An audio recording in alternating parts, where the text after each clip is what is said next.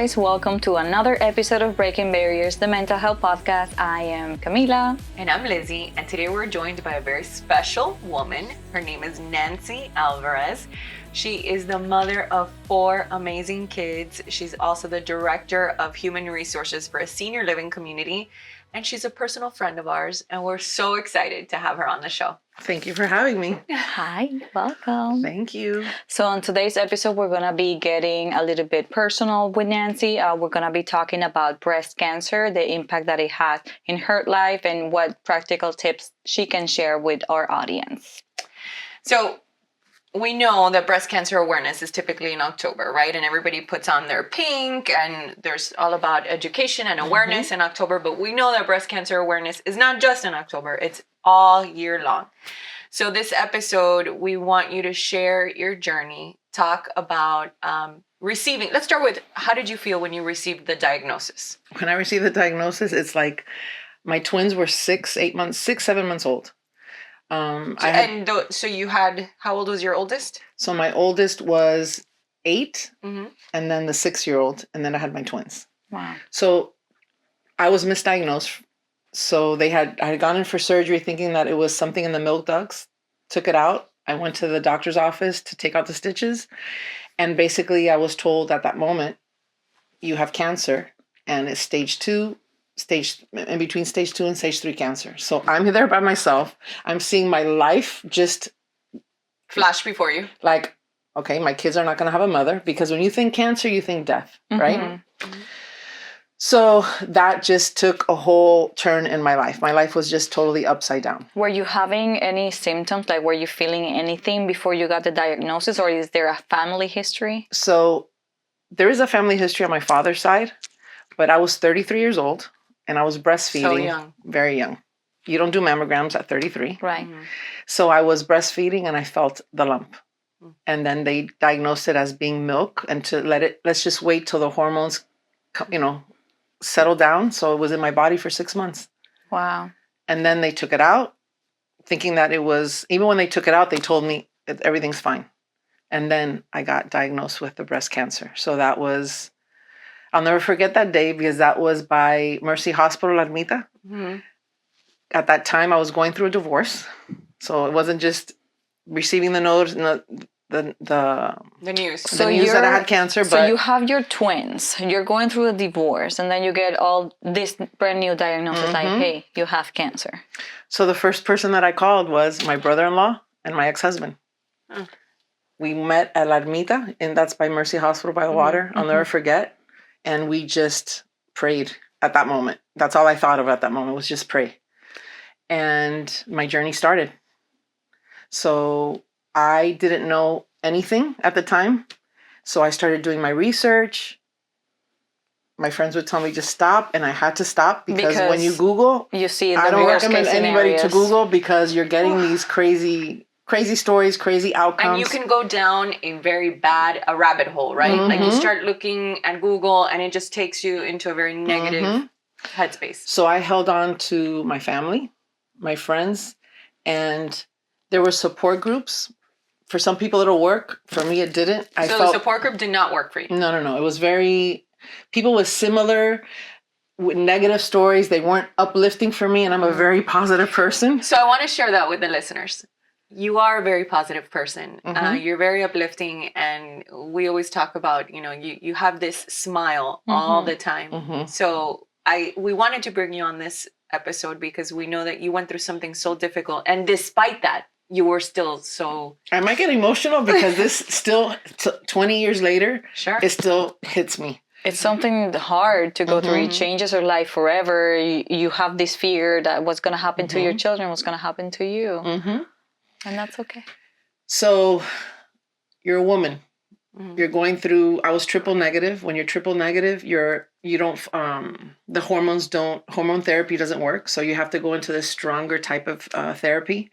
So at the end of the day, you still lose your hair. So you lost your hair? I lost my hair. Didn't wear a wig. Proud. My kids called me G.I. Jane.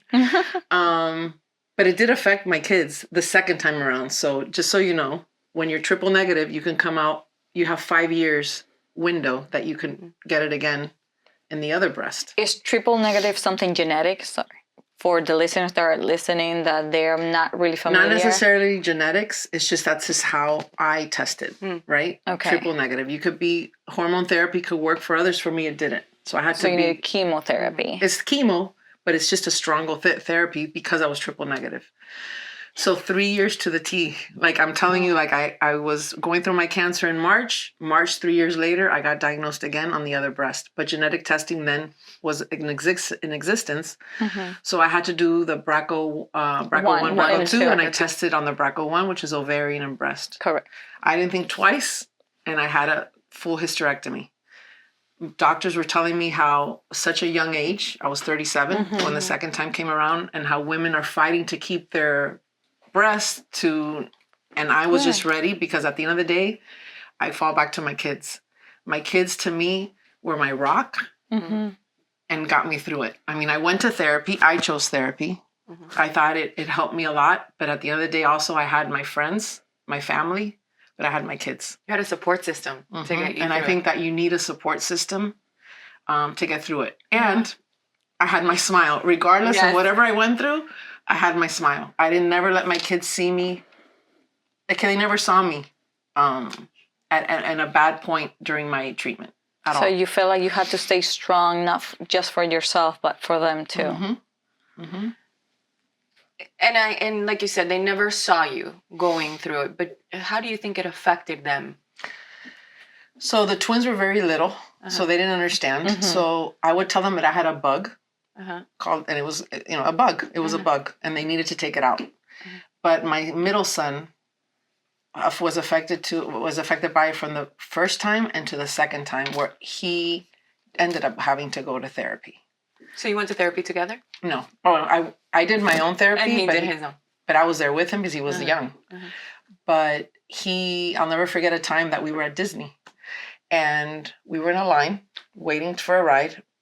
And I had my bald head. And there's a child that turned around, looked at his mom, and they both started laughing. And Matthew, I saw it in his face how he did not like it. And I looked at him and I go, it's okay. They just don't know I'm going through cancer. So I helped him overcome that. Like that didn't bother me. I didn't let anything bother me. Right now you just reminded me, funny enough, because I never think of this, a story that happened to me in Spain. So my mom had ovarian cancer. So the BRCA1 and BRCA2 genes are related. One is for breast cancer, the other one for ovarian cancer, which is the one that she had. And I remember a time that also she was, going through chemotherapy. She was bald, and was I 12 years old at the time. There was a group of children that also made funny comments about her. I don't know if you know Caillou. I don't know if it's from the States or in Spain, but it's ¿cómo se dice un muñequito?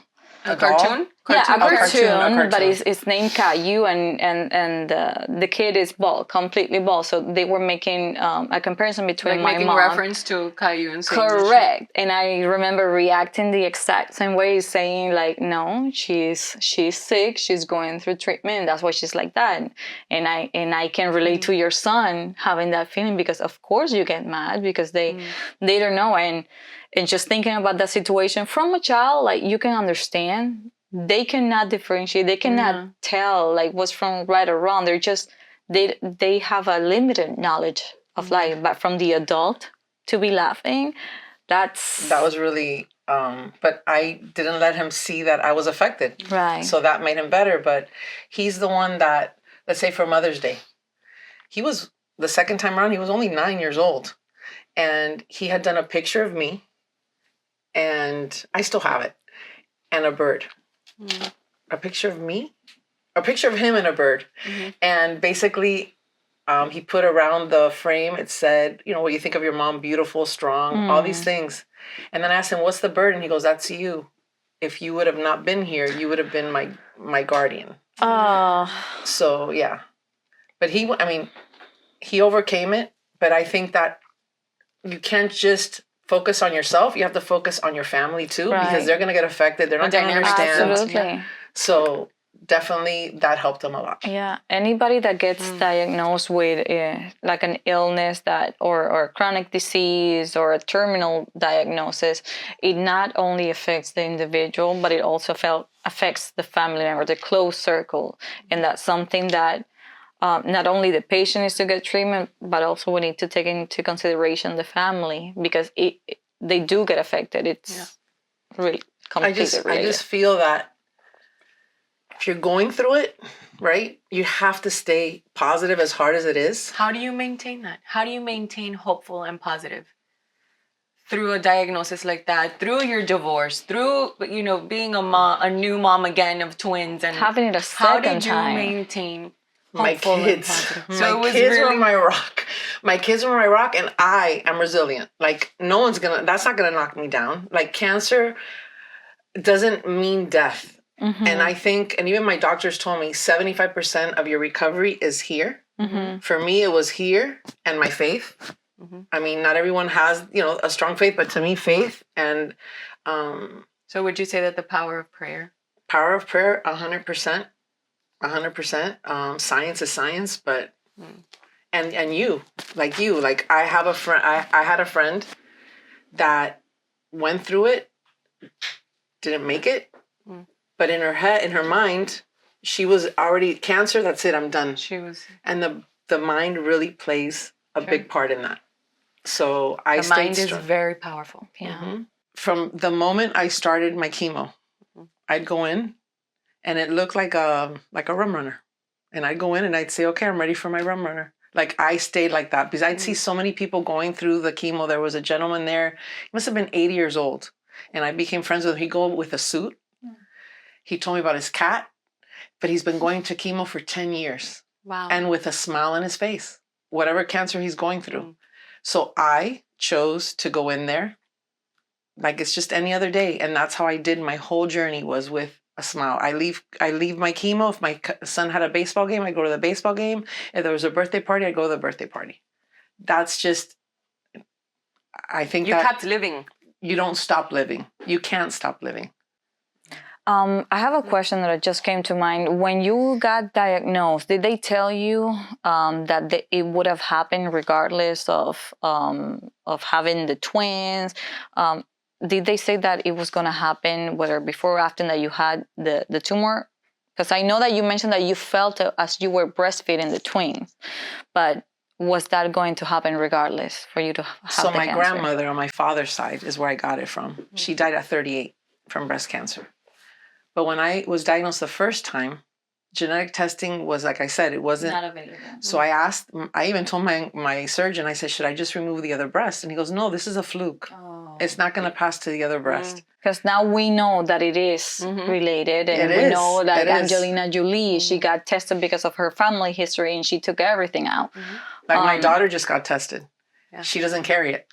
Good. Yes. I've been tested as well. My mother at 48 years old was diagnosed with breast cancer, and my sister at 48 years old was diagnosed with breast cancer. So it's something that is very common also in my family. But I can tell you is that my daughter, 21 years old, told me, Mom, if I'm positive, I'm removing them. Yeah. I'm not going to wait. Yeah. Good. Good for her. I've instilled things with my kids too.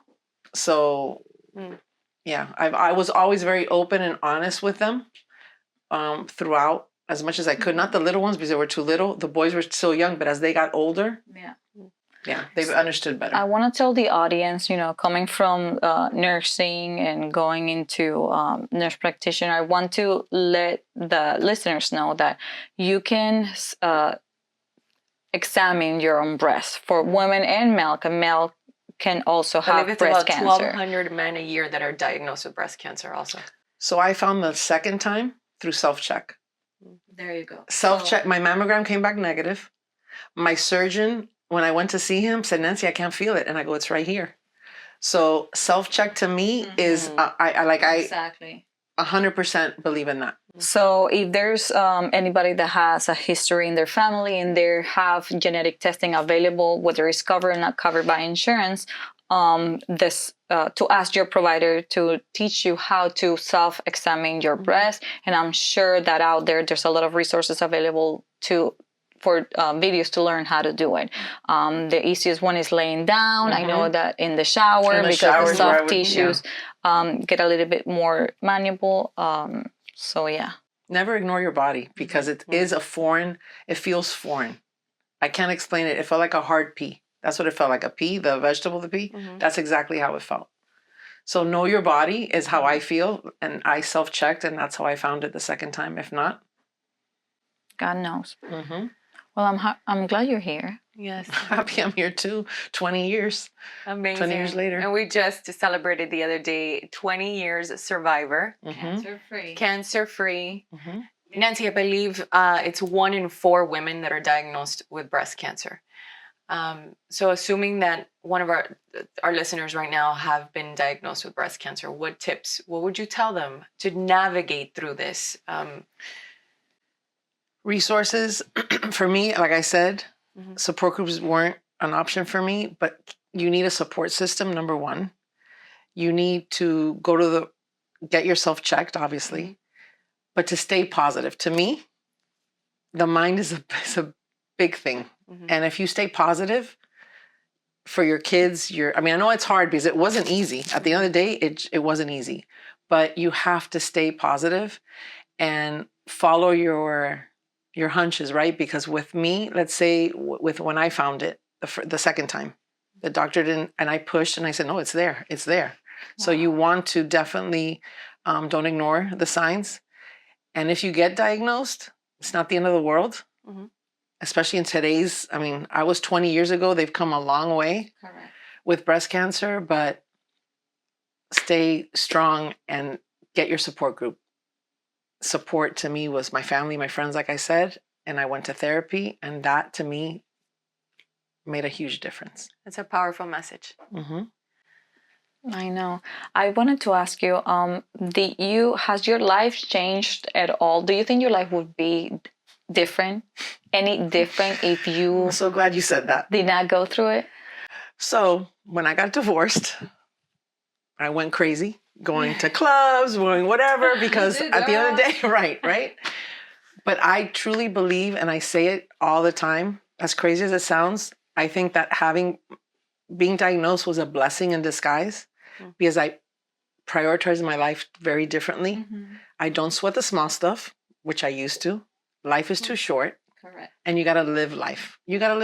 And that's, I think there was changes. Definitely there was changes. Yeah.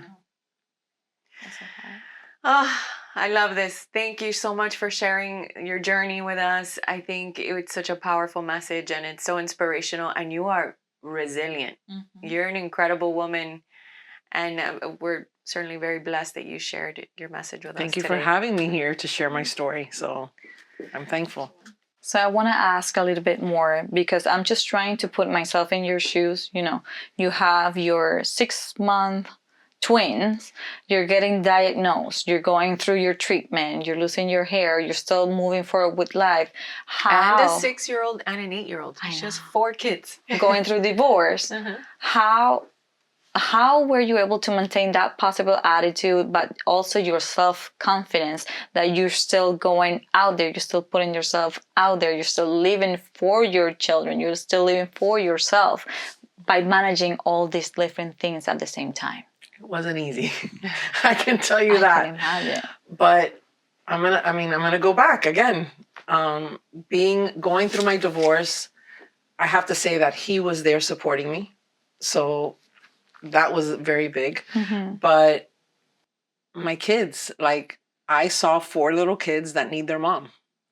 And I was not going to allow the cancer to beat me. I was going to beat the cancer. So I had to stay, I put myself, my headspace was like, no, you're not going to be in bed tired. You're not going to be throwing up. I did everything. And that's something that I will say. So thank you for that question. I did do research. When you do chemo, drink a lot of water. You want to flush all that chemical that's going in, because that's what causes you the side effects. The side effects. So I never had side effects because I followed what I needed to do. I listened to the nurses, I listened to the doctors, and that helped me be able to live my life. And like I said, My kids, for me to tell my kids, no, mom's tired today, I'm not going to take you to the game. No, I never said no. So my kids gave me that resilience. They gave you me that strength. That strength that I needed. You didn't go through depression at all?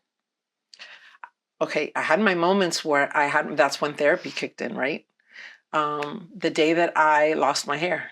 So I would wear my hair back, gel it, and my son's communion was coming up. And the school had asked me to do a reading, and he was going to do a reading. So I needed that hair to stay still. Did my reading. That following Monday, I went and I got my hair shaved. Like the hair fell into just chunks. I felt like I lost my womanhood. Mm-hmm. But to hear my kids say, Mom, you look like G.I. Jane. A badass. Yeah. You know what's so interesting? You're sharing this story, and it reminds me of when my mom was diagnosed with breast cancer, and she was going through chemo. And so she had her sessions of radiation, and she did chemotherapy as well. And I remember that we were home, and she's walking down the hallway, and her hair is falling. And I remember like, oh my God, I can't see this. I can't see my mom go through this. My two older sisters could not see her go through it. But I remember telling my mom, let's just shave it. Let's just go, let's shave it. And she was like, are you sure? And I go, no. Do you feel okay with that decision? And she's like, yeah. And I go, then let's go do it. And I went with her, and it was such an empowering, like. It is. So it's interesting. You're telling the story of how your kids were helping you, but I remember that. I remember being there for her and like being like, Mom, you look great. You look awesome.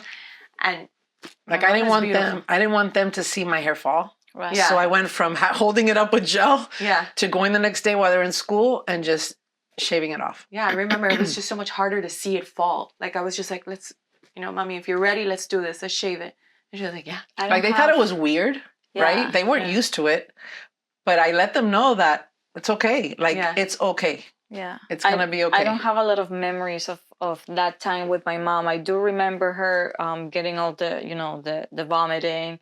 And I remember seeing her without the hair, but I just don't remember the process of how it went from one to the other. Maybe I'm choosing to suppress those memories. I don't know. Yeah, they say 14 days, and it was 14 days. Yeah. Wow. When the moment your hair just starts falling. Yeah. Nancy, thank you again, because you're sharing all of these stories, and I know that there's listeners that are going through similar situations, and I know that your message is uplifting. Despite like getting a diagnosis of breast cancer can be extremely scary, and Twice. And twice, right? Getting that diagnosis twice, it's so frightening, and just everything that you go through from the psychological standpoint to the physical. I mean, everything.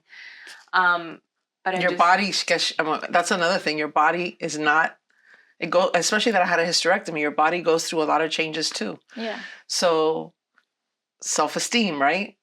You go through all of that. But again, therapy is what helped me. Therapy is what helped me with that. And my support group. So. Yeah. Thank you. Yeah, your talk therapy, your support group, the power of prayer, as you mentioned. I think those are all really helpful tips for our listeners. So a little takeaway that I have is the importance of listening to your body and knowing your family history, because luckily nowadays we have the technology that if there's some family history of breast cancer, ovarian cancer, or any other genetic conditions, we have those resources available that may be covered by insurance, may not be covered by insurance, but it's important to address them so we can avoid certain things to preventing them from happening. We discuss also the importance of self-breast examination. And don't just check yourself in October, guys. No, it's every month. It's basically every the whole month. year. Yeah, just whole year. Be an active participant in your health. Exactly. And know your body. Yeah. Because you'll feel it's a foreign object in your body. And stay positive. That's a big one for me. Stay positive. Thank you for sharing everything with us. Thank you for having me. I hope I made some change to someone out there that's going through it. We're sure you did. So for our listeners, make sure that you like, subscribe, and share this podcast with anybody that you think they will benefit from today's episode. Follow us on social media. Our Instagram is @BreakingBarriers, the podcast. So thank you, Nancy, for being here, for sharing your message. It's uplifting, it's inspiring, and we know that it's going to help so many people listening. Thank you for having me here to share my story. Thank you. So until next time, guys, bye. Bye.